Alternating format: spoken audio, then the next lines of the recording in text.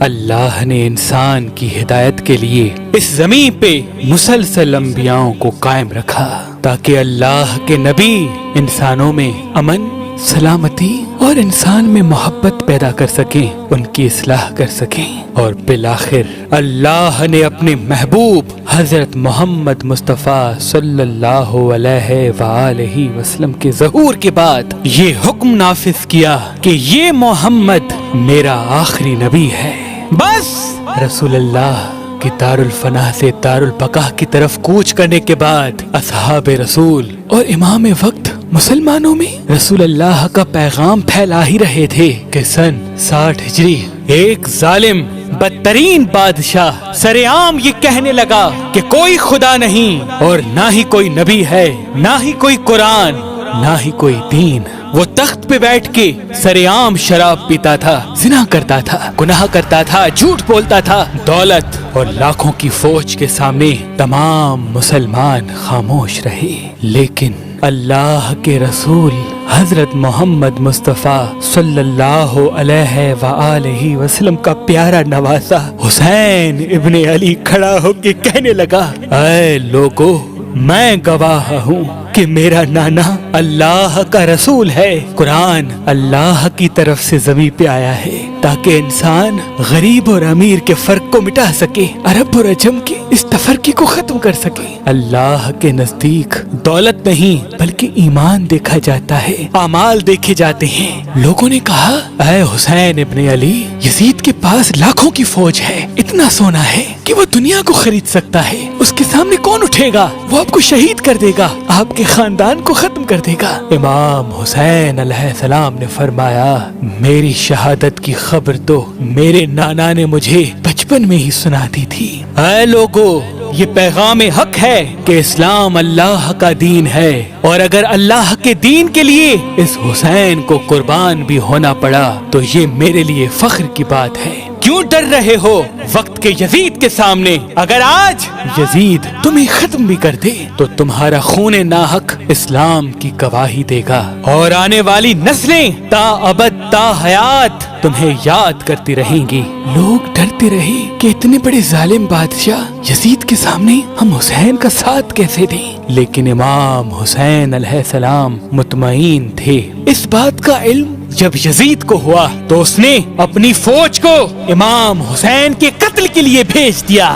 امام حسین نہیں چاہتے تھے کہ میرا خون ناحق میرے نانا کے شہر مدینے میں بہے۔ آپ اللہ کے گھر میں پناہ لینے کے لیے مکے آ پہنچے۔ فوج یزید نے یہ چاہا کہ دوران حج ہی امام حسین کے سر کو کاٹیں گے تاکہ لوگ کعبے کی حرمت بھی بھول جائیں اور اولاد رسول کی تعظیم بھی بھول جائیں۔ امام حسین علیہ السلام نے یہ نہیں چاہا کہ میرا خون ناحق اللہ کے گھر میں بہے۔ اتنے میں کوفے کے کچھ لوگ آپ کو خط لکھتے رہے کہ اے نواسائے رسول، ہم بھی تسلیم کرتے ہیں کہ آپ کا نانا اللہ کا رسول ہے، لیکن یہ وقت کے ظالم بادشاہ ہم پہ ستم کرتے ہیں، ہماری مدد فرمائیں۔ تاریخ نے لکھا، ہزاروں کے خط جب امام حسین تک پہنچے اور ان خطوط کا موضوع یہ ہونے لگا کہ اے نواسائے رسول، اگر آج آپ ہماری نصرت نہیں کریں گے تو روز محشر ہم آپ کے نانا کو آپ کی شکایت کریں گے کہ ظالم بادشاہ اسلام کی توہین کرتا رہا اور آپ کا نواسا مکے میں خاموش رہا۔ بس امام حسین علیہ السلام اپنی بیٹیوں، بہنوں اور گھر کے تمام افراد کو لے کے کوفے کی طرف روانہ ہوئے۔ فوج یزید کو جب یہ معلوم ہوا، انہوں نے امام حسین اور ان کے خاندان کا رستہ روک لیا۔ اس وقت جو یزیدی فوج کا سالار تھا اس کا نام حر ابن رہائی تھا۔ امام حسین علیہ السلام فرمانے لگے، اے حر، کیا تو نہیں جانتا میں تیرے رسول کا بیٹا ہوں اور یزید اسلام کا مذاق اڑا رہا ہے؟ کیا جواب دو گے جب تم روز محشر اللہ کے رسول کے سامنے آؤ گے؟ وہ نظریں جھکانے لگا اور امام حسین علیہ السلام رواں ہوئے۔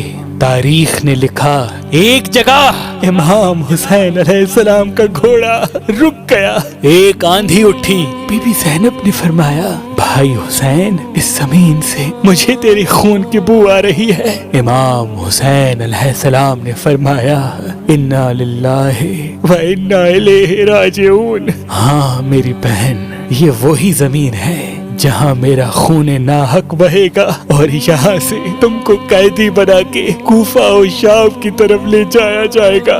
امام حسین نے فرمایا عباس خیمے نصب کرو، ہم یہیں ٹھہریں گے۔ اس زمین کو امام حسین علیہ السلام نے خرید کیا اور اس کا نام جاگیر علی اکبر رکھا۔ آج بھی زمین کربلا جہاں شہدائے کربلا آرام فرما رہے ہیں، جاگیر علی اکبر کے نام سے یاد کی جاتی ہے۔ فوج یزید کو جب یہ معلوم ہوا کہ ہمارا سالار حر رسول کے نواسے کے ساتھ نرمی سے پیش آ رہا ہے، اس نے فوج کے سالار کو تبدیل کیا۔ عمر بن سعد اور شمر ہزاروں کی فوج کے ساتھ کربلا آ پہنچے اور آل رسول پہ سختیاں دن بدن بڑھتی رہی۔ تاریخ نے لکھا امام حسین کے خیام نہر فرات کے کنارے پہ تھے۔ فوج یزید نے سوچا اگر حسین پانی کے ساتھ ہے اس کو فتح کرنا ناممکن ہے، اگر حسین کے خیمے نہر سے ہٹ جائیں تو ہم ان کو پانی کے لیے ترسائیں گے اور پھر پیاسا رکھ کے ان کو شہید کریں گے۔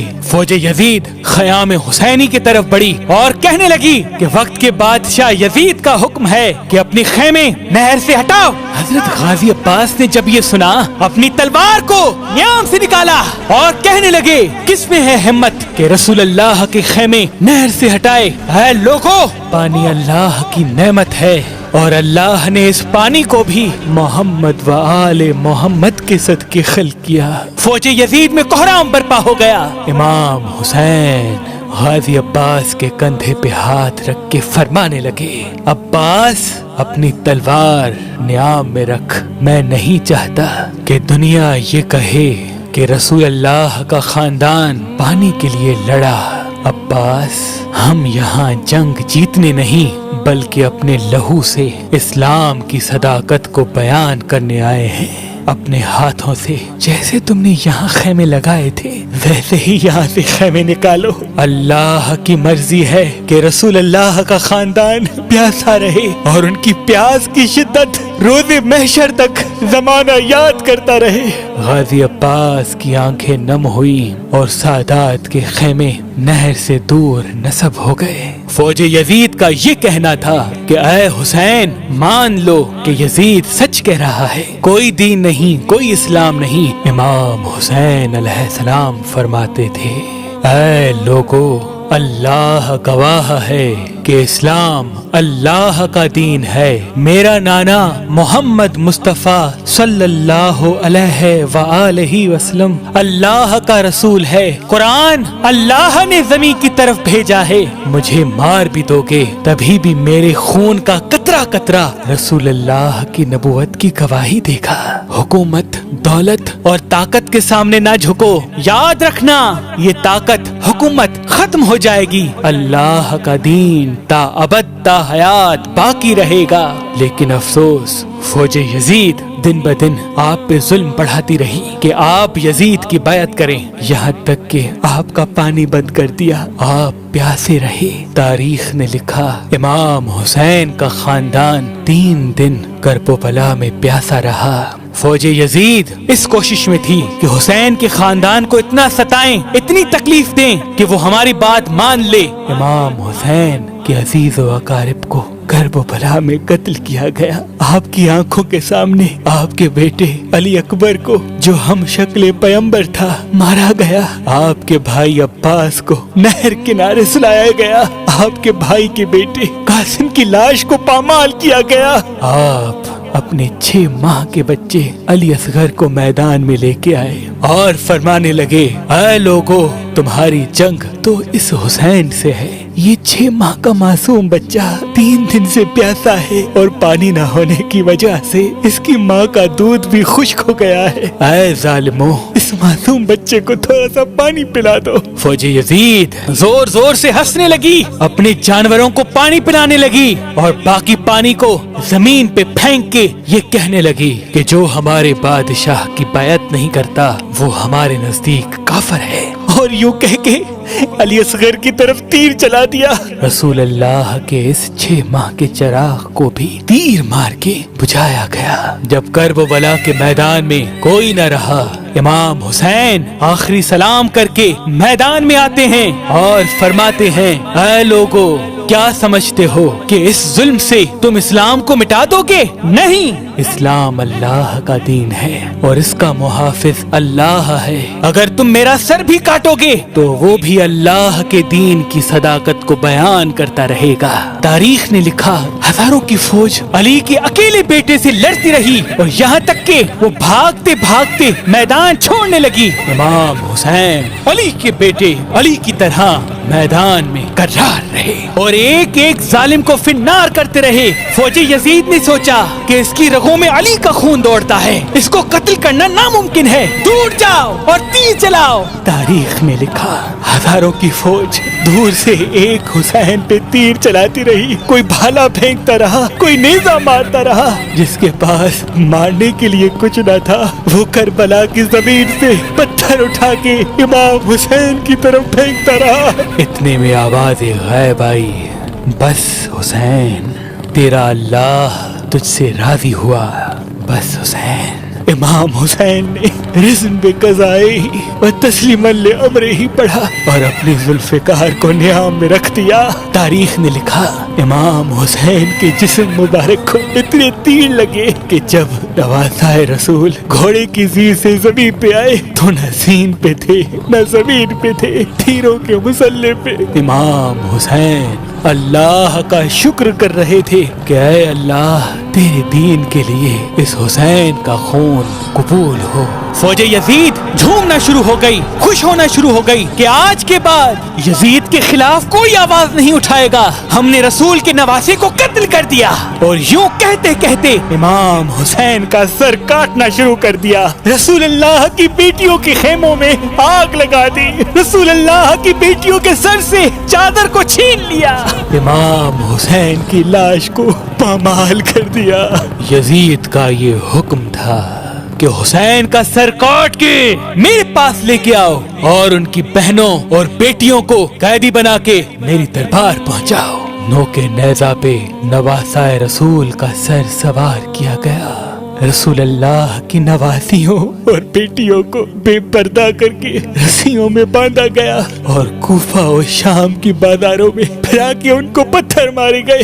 لیکن نوکے نیزہ پہ بھی امام حسین علیہ السلام کا سر اللہ کا ذکر کرنے لگا، اسلام کی صداقت کو بیان کرنے لگا، لا الہ الا اللہ محمد الرسول اللہ بآواز بلند کہنے لگا۔